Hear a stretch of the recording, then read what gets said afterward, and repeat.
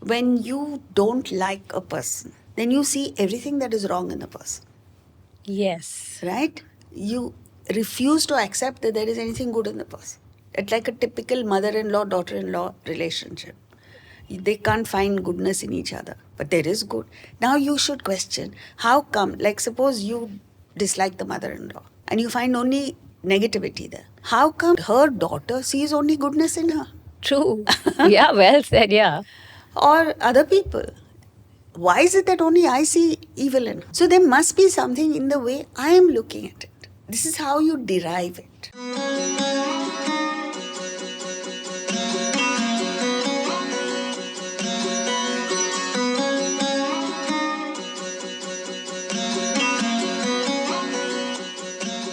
Namaste and welcome back to the episode on the Bhagavad Gita.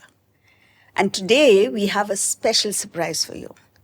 We have with us a multifaceted personality, Anushka Jagtiani, who is a journalist, a musician, a certified yoga teacher, and most importantly, a keen student of Vedanta. Welcome, Anushka.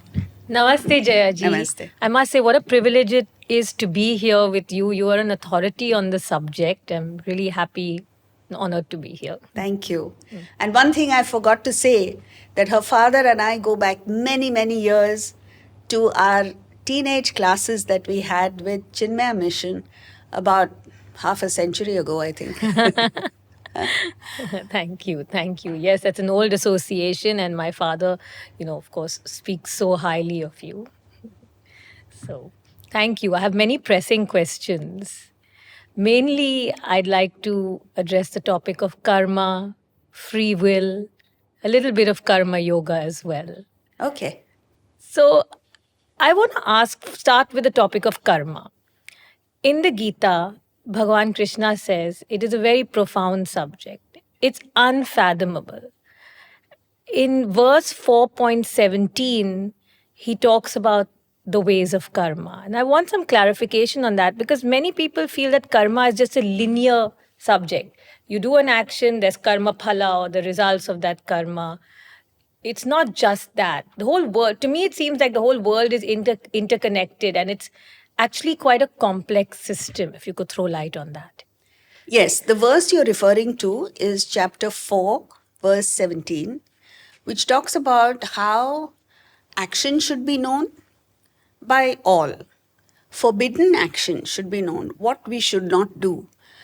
And that is, if you violate your conscience, it becomes forbidden. And the acting principle should be known. So the three are, number one, action means what we ought to do, our obligatory action. What is forbidden? You shouldn't go against your conscience. And the third is that principle, that power that enables all actions. So it's like fuel in cars. The fuel in all cars is the same. That is the acting principle he's talking about, Atma, the spirit. Okay. The performance of the car depends on the engine. So similarly with us, Atman is the same in all of us, whether a sinner or saint or anybody. But our performance is determined by the engine within us, which is the mind, intellect, and you go one step deeper, is the vasana. Yes. So now vasana is something that the intellect cannot understand because it's the very cause of the intellect. Vasana has caused the intellect. Yes. That's why he says action is impenetrable. It's very deep, very profound, difficult to understand.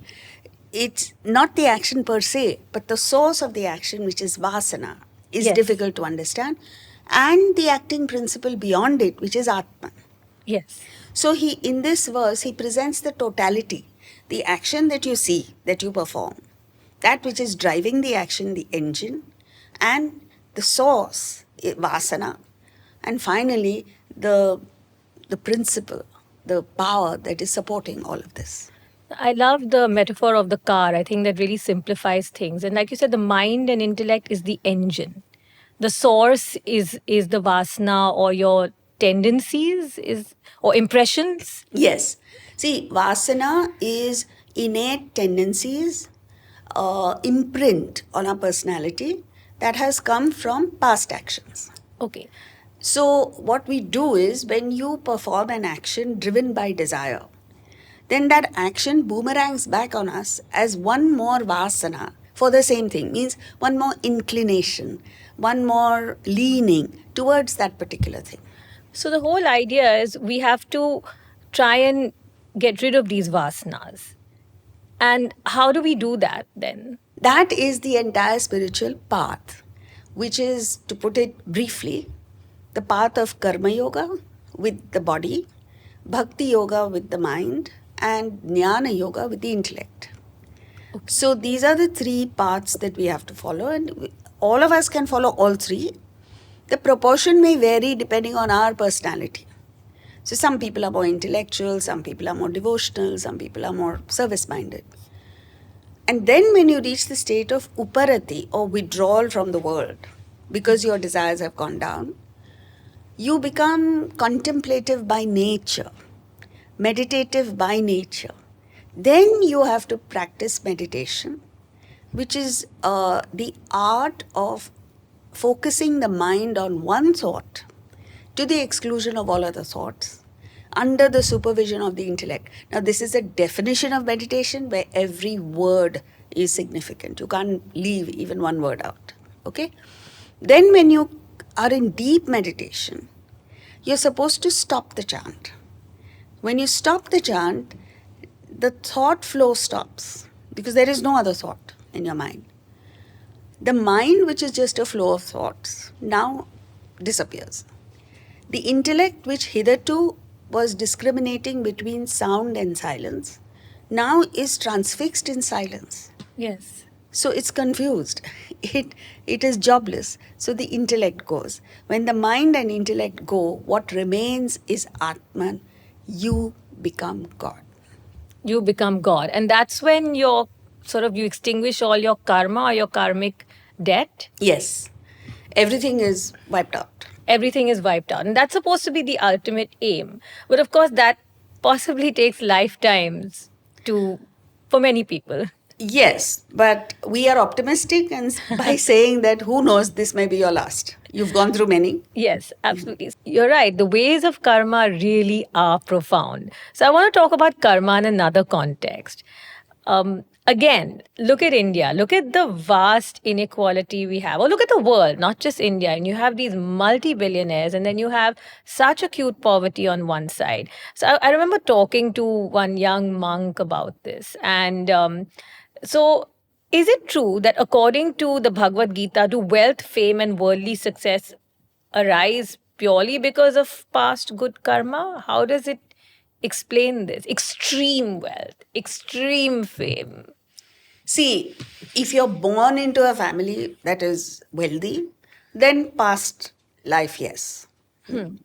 But during this lifetime, there are many people who have built fortunes out of nothing. There it is their hard work.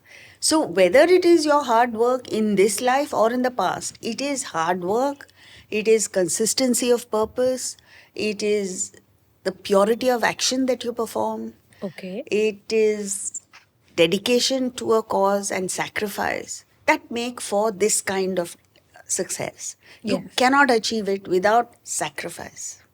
Can't achieve it, obviously, without sacrifice. Right? Sacrifice means, see, a businessman, a billionaire who's built his own fortune, he doesn't have the time to go to movies. He doesn't have the time to go out with his family. All his energies are rooted to the business that he's engaged in. So also with a sports person. I mean, they can't eat what they want, they can't sleep when they want. Everything is geared towards excellence in their field. So there is sacrifice there. And unless you put in that sacrifice, excellence, success cannot come.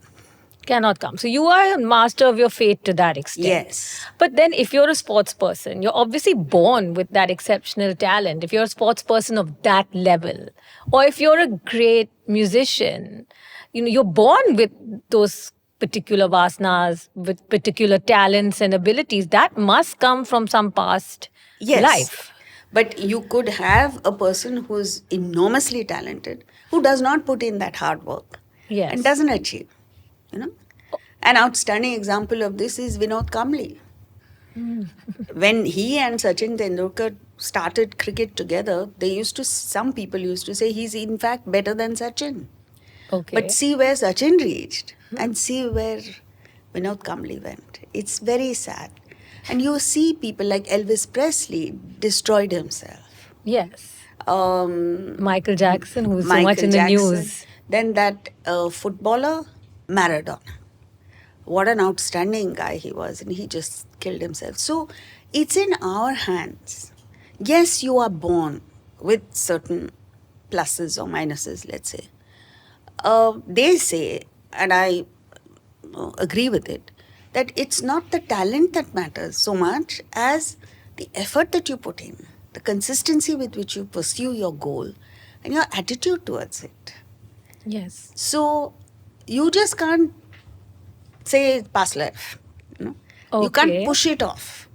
You have to accept responsibility for your life at this moment. You have to accept responsibility. Of course. And not say that, oh, tough luck, I wasn't born with the talent of Sachin Tendulkar. You can build yourself up. You can build yourself up, but also, Jayaji, maybe there are a lot of people we see in the world who have great talent, who work hard, but just never reach that point. Is that because of just luck, or is that somewhere your past, karma? See, from the Vedantic standpoint, there is no such thing as luck. There's no such thing as luck. You can erase that Okay. and delete that word from our dictionary. Great. It's all past action. Past action means not necessarily past lives. In this lifetime. You see, say, a person with enormous talent in music, he needs to build a team of other musicians, right? When he performs, he has to develop the right attitude with which he performs. Yes. All of this is under his control. If he does it merely to make money, then he is likely to make mistakes and not reach, he faces the glass ceiling, as you call it, If he's doing it only to make money. for selfish reasons. So that's got to be a higher goal. There has to be. There has to be dedication to at least the field that you are acting in. Like Nadal, when he played, he just showed his immense love for tennis. You could see it, you could feel it, and the energy and the dynamism that he brought to the court. When he didn't just walk to the court, he kind of exuded this energy.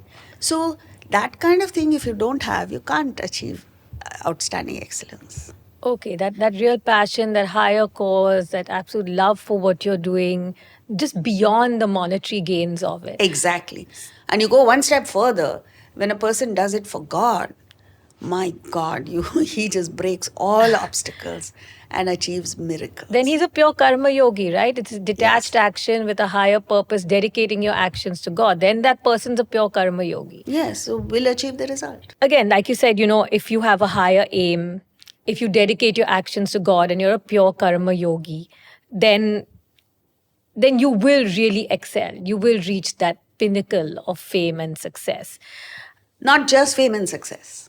Fulfillment? No, you reach God realization. God realization being the main thing. So what happens is, whether you're a pure karma yogi or a bhakta or a jnani, the main purpose for which you're doing whatever you're doing is to get to the state of realization, right? The side effects are immense wealth, fame, power, and happiness in the world. The side effects. So you achieve all three. That's why Krishna continuously in the Bhagavad Gita says that if you don't follow this, means the prescription given in the Gita for spiritual progress, you will neither achieve this world, means material wealth, nor happiness, nor sukham, nor paramgatim, not even the realization. So why are we doing what we're doing? Why are we pursuing selfish ends? It's a no-brainer when you understand it. No brainer. It's for that God realization, and the rest is just byproducts. Okay, thanks. That's a beautiful explanation. There is a verse 1041 in the Bhagavad Gita, which says, I think, Yad Yad Vibhutimat Sattva, which is, if you could just explain that to me, which says, whatever you see as beautiful, glorious, or powerful, it springs from my splendor. If you could just go a little deeper into that verse. See, the point is that when we look out into the world, we don't see God, we don't see divinity. We see dirt, we see filth, we see selfish people, we see all kinds of things. So Arjuna also feels that. He says, where are you? So what Krishna does in the 10th chapter is he points out to the best in the world and he says, I am in that. And in this verse, he's kind of summarizing. He says, in the world, wherever you say magnificence, there is me. Okay. So what he's trying to do is to open our eyes. In fact, later in the 11th chapter, he says, I will bestow you the Divya Chakshu, the divine eye, with which you can see.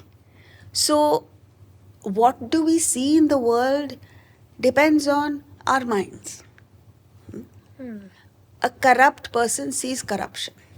Okay. A good person sees goodness. A musician sees music everywhere. A sports person sees sport. A spiritual person sees divinity everywhere. Spiritual person sees divinity. So Krishna says, in whatever is beautiful and glorious, I'm there. But then what about whatever is unfair or sad or tragic? What about that? Yes. So I was coming to that. Okay. So when he says he's picked on the best, okay? Why? Because we don't have the capacity to see divinity in ordinary things. So you look at a flower or a leaf, you can't go into raptures and say this is God. You need an exaggerated version like the Niagara Falls or the Himalayas or something like that for you to say, oh wow, this is divine.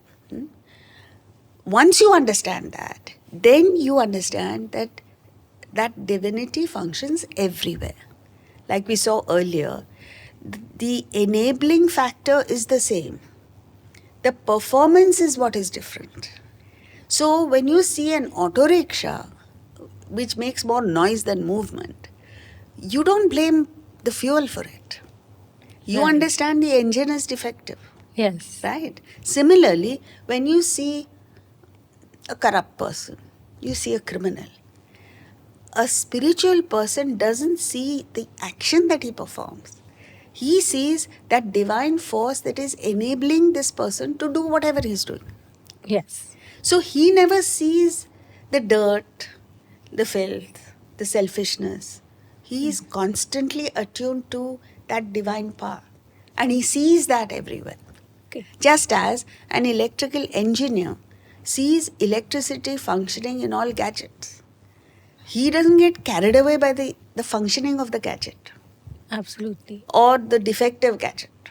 So it's really your mind and what thoughts preoccupy your mind that will determine what you see in the world. Like you said, it's the engine that is really different. A spiritual person will see divinity. Again, coming to this topic of... Sorry, can I just say one thing? Yeah. And it's not just that he sees divinity in everyone. He sees goodness in even bad people. Right? That's hard. Even a criminal has some good qualities. And this you're able to see only when you're objective. You know, like what happens is when you don't like a person, then you see everything that is wrong in the person. Yes. Right? You refuse to accept that there is anything good in the person. It's like a typical mother-in-law, daughter-in-law relationship. They can't find goodness in each other. But there is good. Now you should question, how come, like suppose you dislike the mother-in-law and you find only negativity there. How come her daughter sees only goodness in her? True. Yeah, well said, yeah. Or other people.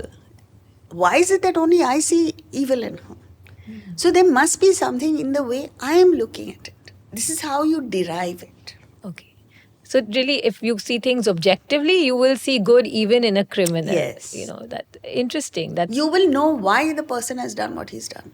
okay, wow. But it takes a lot of realization, a high level of realization to really think like that and to see objectively. An ordinary person cannot do it, I believe, at least. But the payoff is huge. The payoff is huge. Is Okay. you're in a constant state of exhilaration and excitement and cheer and mischief, like Krishna's personality itself.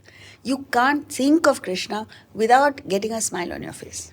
Lovely. I'll try to be more objective now to experience that exhilaration. So, taking off from where, that same question about extreme wealth, extreme beauty. So, again, this young monk I was talking to said, I asked him a question because honestly, Jayaji, I see a lot of spiritual religious leaders in the country. I see them more gravitated towards very wealthy people or very famous people. And now, because of social media, they're posting with these people. Fine, I get it. Okay. Everybody needs donations to make an organization run. Totally understandable. I'm not passing judgment, I'm being objective. But so I asked this young monk, and he said, well, the reason you see, spiritual leaders maybe photograph with rich people or gravitating is because these people are so rich because of their past great karma. So they're only honoring their past karma. These were the exact words of someone. Now, I'm not sure I agree with that. What's your take on it? It's one's focus. So you're talking about social media, you're talking about the media generally. Who are they looking for? They are looking for outstanding people. So extremely wealthy people or a sports person like Virat Kohli goes to a Swami, he gets publicity. Of course. Or the Beatles went to Maharishi Mahesh Yogi. Yes. But you must accept that these gurus don't meet only Virat Kohlis or the rich people. They meet so many people. Right? I'm talking about a genuine spiritual leader. Okay. But that is not picked up by the media. That is not presented on social media. True. Right? So, I'm speaking even from personal experience. I spend most of my time with very ordinary people because I believe it is their conviction, their desire for spiritual growth, what we call as mumukshatva, that is important. It is not how wealthy you are that matters. Okay. But one stray incident where I could be somebody who's wealthy may come to see me, that is picked up. So then everybody says, oh, this one is just hobnobbing with the rich. Okay, fair enough. But I just had to clarify that because this is something that I've been wanting an answer to. Because one does see it in the age of social media, like you said, the media will only pick up when a prominent person goes to an ashram or a Exactly. person. But I mean, how does one find? Okay, this is another question. How do you find a genuine guru? That's a good question. See, it's very simple. You have to be genuine to find a genuine guru. All right. So in the Bhagavad Gita, he gives 3 qualifications of a good student. You must have, number 1, pranipata is surrender to a person who knows, and you must accept that I don't know. When you surrender, your channels are open, they're not clogged, mental channels. Then this surrender must not be blind. Prashnena, you must question where you don't understand. Okay. Right? This is true of even like you go to a doctor and he prescribes a line of treatment. You are free to ask, why are you saying this and not that, for instance. And because you can only follow what your conviction says. You can't follow someone else's conviction. Okay. So this prashna is very important question. Which is why all the Upanishads, all the scriptures are a question and answer session. It's the student who goes to the guru and asks a question, then the guru explains. Yes. And the third, very important, is seva, service. This service-mindedness must be cultivated in us. Now, if you do all 3, you won't believe me, but it is a fact. A guru will actually materialize before you. A genuine guru.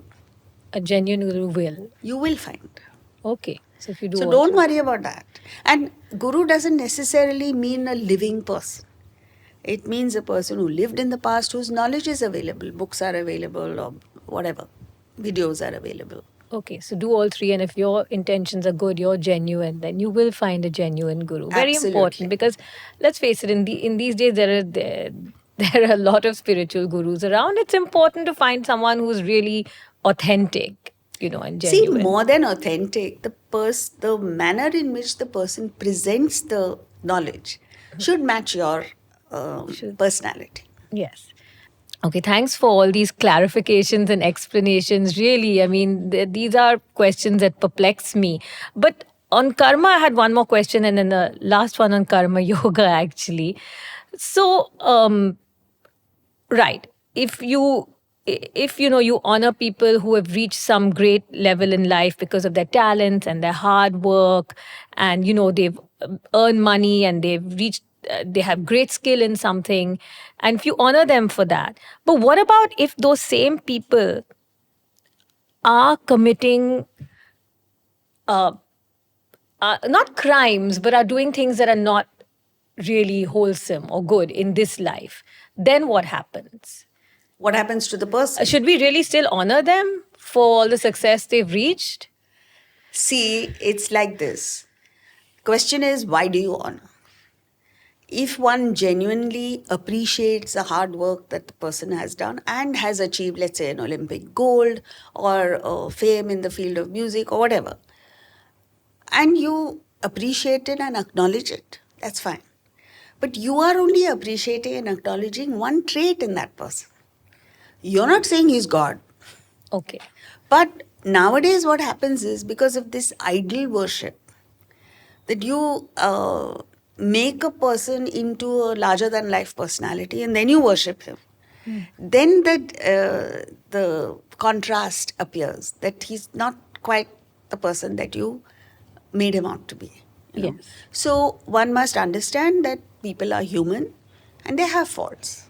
But you acknowledge them and you honor them for the good that they've put in, so that they become role models for others to follow.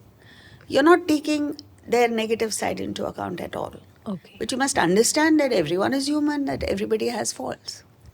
Right. So don't elevate them to the status Exactly. of God. That being the key, which people do that, but one has to stay away from that. So a question on karma yoga. We spoke about karma yoga before, and detached action and dedicating it to God, and and that's the highest form of one of the highest forms of worship. I want to know.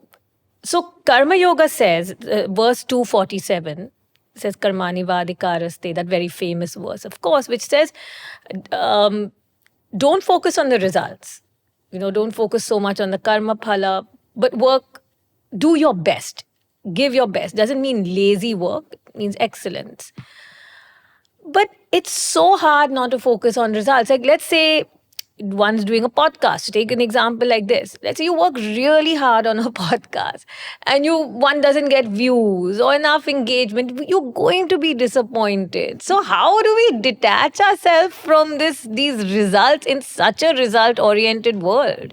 See, to begin with, karma yoga is central. Its central point is fixing a higher goal. All right? So let's say you gave the example of the podcast. Suppose your intention is to get across knowledge to people. In this case, knowledge of the Bhagavad Gita, knowledge of these high values and how they can be implemented in ordinary life. So that is your goal. Now, you understand that everybody does not relate to it. And in the world out there are so many podcasts, there are so many videos, there's too much out there in the world. So how many people are really interested in what you're saying, however good it may be? And of these, how many know about your podcast? So that is is what determines how many people will watch. But if you're putting real quality out there, it will be picked up. It's like a musician. He may not be known generally by people, but as he sings, as he performs, as he improves his music, he will be picked up. That's one. Second thing is, the higher the quality that you deliver, the lower the number of people who will follow. See, what I mean is, Bollywood music has millions of Yes. followers. Yes. Then you come to bhajans, it reduces much more. The classical music, handful. So if you happen to be working and if your dedication is in the line of a field that is very subtle, Right. then you must accept that there will be less people, Wow. right? But they make up in quality what they lack in quantity. I love that. So it's even in marketing. See, a Toyota or a Suzuki is advertised. Everybody knows it. But the top class, the best car in the world is very rarely advertised. And the general public don't even know. Like the best watch Yes. is not advertised. But the really wealthy go buy it. Yes. Because they know the quality of They know it. the quality. Like a racing car, Porsche, for instance. How many people in the world know about it? And it's not advertised. When do you see an ad for a Porsche? But what a car. I've sat in one, a racing Yes. Porsche, and it's an amazing piece of engineering. Lovely. Beautiful explanations. Thank you. You've clarified so many of my doubts, Jayaji, in this conversation. It's really beautiful. Thank you. So, can we end with a prayer? Yes, please. Okay. Om Purnamada Purnamidam Purnat Purnamudachyate Purnasya Purnamadaya Purnamevavashishyate. Om Shanti Shanti Shanti. So, thank you, and we're sure that you have liked our wonderful guest, Anushka Jagtiani. And please do like, share with all your friends so that they get a better understanding of the law of karma and how things function in the world. We discussed a lot of things about the law of karma and karma yoga. And we'll see you next week. Again, maybe we have a surprise for you. Who knows?